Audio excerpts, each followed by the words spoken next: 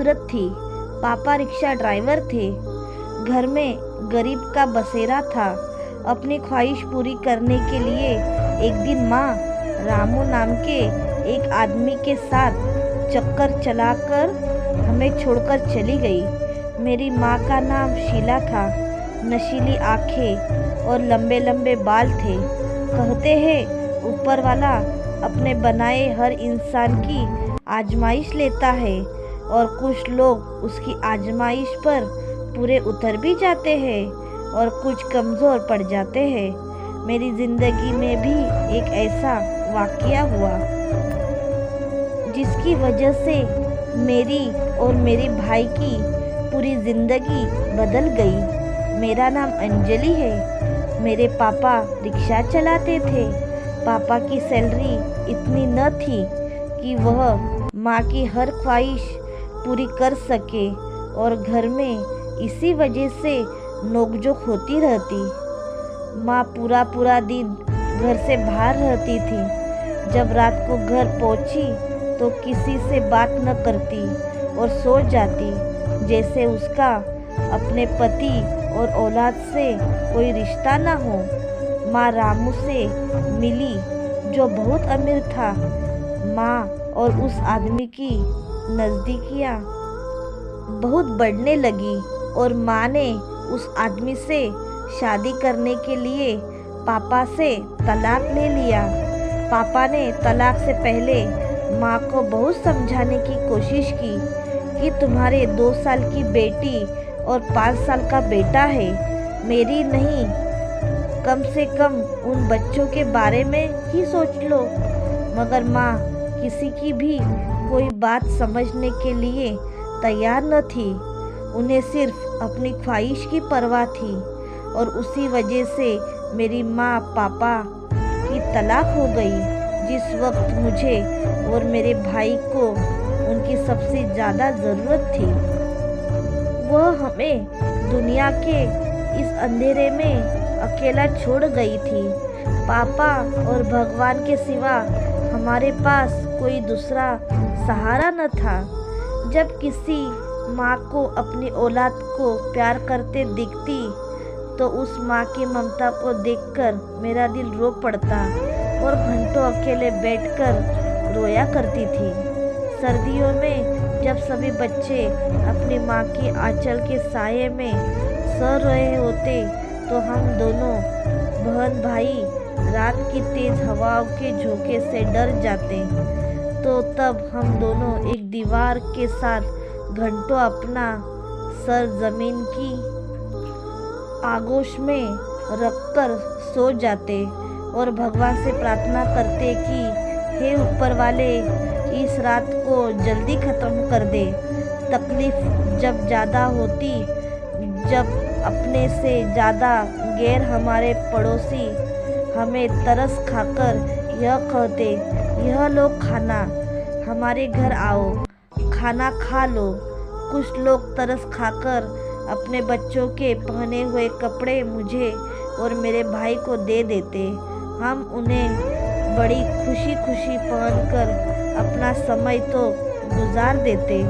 लोग कहते हैं कि मेरी आँखों में बहुत दर्द है। उन दर्द के साये में मैंने जीना सीख लिया था। मुझे अपनी माँ से नफ़रत हो चुकी थी। उसने कभी यह जानने की भी कोशिश ना की थी कि उसकी औलाद किस हालत में है। कभी भी हमसे मिलने नहीं आती थी। वह औरत माँ कहलाने के बिल्कुल लायक नहीं थी। अपनी माँ से धोखा खाने के बाद अब मुझे किसी भी रिश्ते पर भरोसा नहीं था।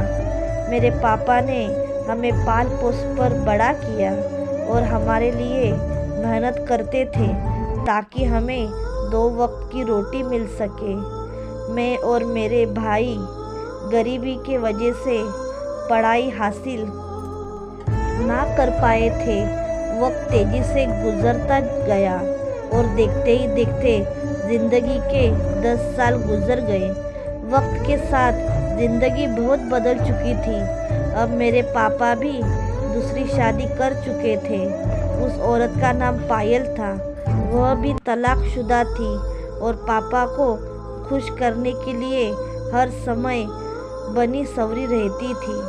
सौतेली माँ के आने के बाद अब पापा भी काफ़ी बदल चुके थे और वह औरत पत्नी होने के भी सभी फर्ज निभा रही थी, लेकिन वह हमें औलाद की तरह नहीं अपना पाई।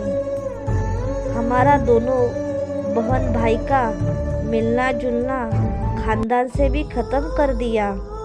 मेरा पूरा दिन अकेले कमरे में गुजार देती थी। औरत का व्यवहार हम दोनों बहन भाई से बिल्कुल अच्छा नहीं था। मुझसे पूरा घर का काम करवाती और खाना पकवाती और भाई को भी नौकरी पर लगवा दिया था, जहाँ गलत संगत मिलने की वजह से वह सिगरेट पीने का आदी बन चुका था और आहिस्ता आहिस्ता उसने सारे नशे करना शुरू कर दिए थे। उस औरत ने मुझे शिक्षा तक ना हासिल करने दी और ना ही मुझे अच्छे और बुरे की तमीज़ समझाई। उस औरत की एक माँ और 2 शादीशुदा बहनें और एक भाई था। उसके घर वाले अक्सर आया करते थे। उसके भाई की नीयत सही नहीं थी। वह मुझे गलत नज़रों से देखता, कभी किसी बहाने से मेरा हाथ पकड़ता और कभी किसी बहाने से मेरे पास आकर बैठ जाता। मैंने उसकी शिकायत अपनी सौतेली माँ से की तो उसने उल्टा मुझे ही डांटा धमकाया और घर वालों की नज़र में मुझे गलत साबित करा दिया था कि मुझ पर कोई यकीन ना करे। मैं उस औरत के जुल्म का हिस्सा बन चुकी थी।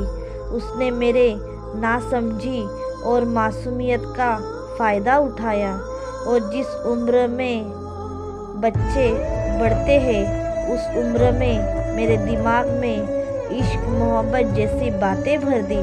अपना फ़र्ज़ पूरा करने के खातिर उन्होंने मेरा रिश्ता अपने दोस्त के बेटे से कर दिया। रिश्ते के वक्त मैं 15 साल की थी और 1 साल गुजरने के बाद आपस में कुछ झगड़े की वजह से यह रिश्ता मेरी सौतेली माँ ने ख़त्म कर दिया। सौतेली माँ मुझसे किसी न किसी तरीके से जान छुड़ाना चाहती थी। फिर उन्होंने मेरा रिश्ता एक 26 साल के लड़के से कर दिया। उसका गेहुआ रंग था, वह भी गरीब घराने से संबंध रखता था और रिक्शा चलाता था। रिश्ते के बाद वक्त तेज़ी से गुजरता गया। जब मेरी उम्र 18 साल की हो चुकी थी, शादी की तैयारियां हो रही थी। एक दिन मैं और मेरा भाई शादी का सामान लेने बाजार गए। वहाँ से वापसी पर देखा तो एक औरत रोड पर भीख मांग रही थी। उसकी आवाज़ कान में आई तो हम दोनों ने पलटकर देखा। वह कोई और नहीं, हमारी माँ थी। वह हमें पहचान न सकी, लेकिन हमने उन्हें बताया कि हम उन्हीं की औलाद हैं। जब हमने पूछा कि आपकी यह हालत किसने की, तो उन्होंने बताया कि जिस आदमी के लिए मैंने अपने अनमोल रिश्ते ठुकरा दिए थे, आज उसी आदमी ने मुझे छोड़ दिया क्योंकि ऊपर वाले ने मुझे औलाद न दी। शायद भगवान भी मुझे मेरी पापों की सज़ा देना चाहता था। मैं अपने औलाद न दे सकी, मानो हम दोनों से खूब रो रो कर माफ़ी मांगी, जिसे देखकर हम दोनों बहन भाई का दिल पिघल गया। माँ तो आखिर माँ होती, भले उसने हमारे साथ बहुत बुरा किया था, लेकिन संस्कारी ही ऐसे थे। वो सौतेली माँ के जुल्म को मद्देनज़र रखते हुए हमें उन्हें माफ़ करने पर मजबूर हो गए। फिर हम उन्हें घर ले आए। मेरी असल में मेरी शादी में भी शामिल हो गई। ऊपर वाले ने मेरे सब्र के बदले मुझे बहुत अच्छा पति दिया। वह मेरा बहुत ख्याल रखता। शादी के बाद मुझे अपनी सौतेली माँ के जुल्म से भी आज़ादी मिल चुकी थी। मेरे कहने पर मेरे पति ने मेरी माँ को भी अपने घर में जगह दे दी।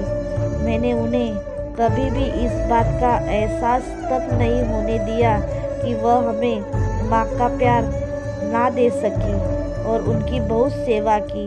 मैं ऊपर वाले का धन्यवाद करती हूँ कि मुझे अपनी इस नई ज़िंदगी में सुकून, मोहब्बत और वह सब कुछ मिल गया है जिसके मुझे चाहत थी। दोस्तों, उम्मीद करती हूँ आज की यह कहानी भी आपको पसंद आई होगी। कमेंट करके ज़रूर बताइए। वीडियो को लाइक कर दीजिए और इसी तरह की कहानियाँ लगातार देखने और सुनने के लिए चैनल को सब्सक्राइब करके घंटी को दबाकर ऑल पर सेट कर लीजिए ताकि आने वाली वीडियो का नोटिफिकेशन आपके पास तुरंत पहुँचे। मैं मिलती हूँ अब से अगले वीडियो में। तब तक के लिए धन्यवाद।